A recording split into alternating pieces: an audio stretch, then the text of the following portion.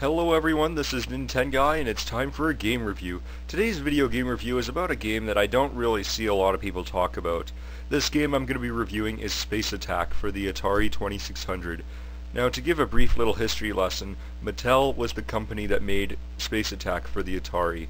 They also made the Power Glove for the NES, and they also made the Intellivision, which was a video game console that competed with the Atari 2600 back in the early 80s. Not only did they make Space Attack for the Atari 2600, but they also made an Intellivision version called Space Battle.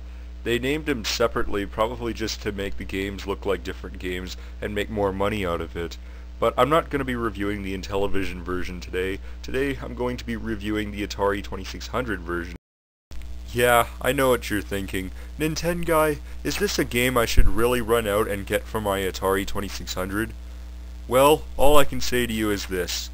The game sucks. It doesn't suck like E.T., but there's a lot more enjoyable games on the Atari 2600. This is the reason why I'm reviewing Space Attack, to explain to you why it sucks. So, with that being said, let's take a look at the game. And so far the game looks very non-understandable. You see, what I mean is, you don't know what's going on, you don't know what your objectives are. The only thing you know is that those little dots moving around on the screen are supposed to be the enemy spaceships. Now, you see that circle in the center of the screen? That's supposed to be the mothership. My question is why couldn't the programmers just draw a little spaceship there to make it look like a mothership? I understand that it's the Atari, but don't tell me that you couldn't draw a spaceship there. So you're probably wondering, how does the game work? Well, I'm trying to figure that out because the controls are just so awkward and weird.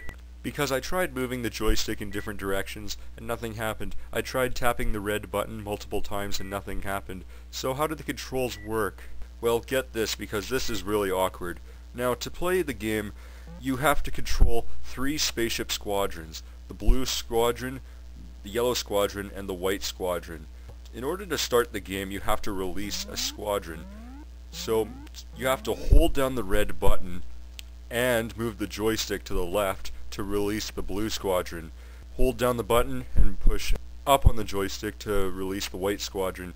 And hold down the red button and move the joystick to the right and you can release the yellow squadron. Isn't that a little too complicated to begin a game? Why couldn't you just push the red button? That would have been so much easier.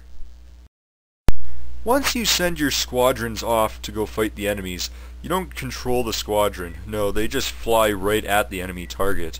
And once they lock on to enemy target, you have to move a certain direction on the joystick to begin into battle. Yet again, why not just push the red button? So anyway, you're in battle mode, and it actually feels like a video game now. You're blasting away UFOs, and the graphics and everything for this part of the game look pretty impressive. But even though this part of the game is the best part of the whole game, it does have its downsides. For starters, the game is not that challenging. Only a few spaceships will shoot lasers at you, and the only way the lasers can hurt you is if you were stupid enough to put your cursor right at the laser when the laser turns orange. Also, you have way too many lives in this game. Each squadron has 3 spaceships, so since you're controlling 3 squadrons, 3 times 3 equals 9, so in total you have 9 lives, and rarely you'll ever die in this game. You can actually beat this game without even dying. But there are things about the battle modes that I really do enjoy. Like I said before, the graphics are really nice, and I also like how you can shoot laser beams right when the enemy spaceships are coming, so you don't have to shoot at the enemy spaceships directly. I also like whenever you blow up a spaceship, pieces of the spaceship will come flying right off and crash into other spaceships, and you can cause a chain reaction, making it easier to kill a bunch of spaceships all at once. Once you understand the awkwardly weird controls for the map sequences, the game actually becomes quite easy.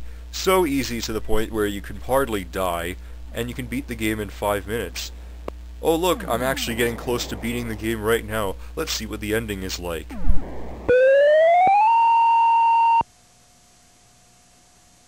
Well, there you have it, ladies and gentlemen. That was Space Attack on the Atari 2600. My final verdict on the game? I did not like this game. This game could have been so much better if the game designers did these 3 steps. Number 1. have a scoring system. Why? Because it gives the game some replay value. Number 2, don't even bother with an ending. The ending was okay by Atari standards, but I mean, it's an Atari game. It doesn't need an ending. All you really need is a big swarm of enemies coming at you. If you have an ending, it just makes the game way too short. Number 3, raise the difficulty. The game is so simple that there's times where you will be wishing that the game was harder. I'm not saying that the game should be hard at the very beginning of the game. I'm saying that the more you progress through the game, the harder and harder the game should get. If you follow these 3 steps, you will make a good Atari game. But if you really want a good strategy spaceship shooter game on the Atari, I recommend you pick up Star Master with the enclosed instruction book.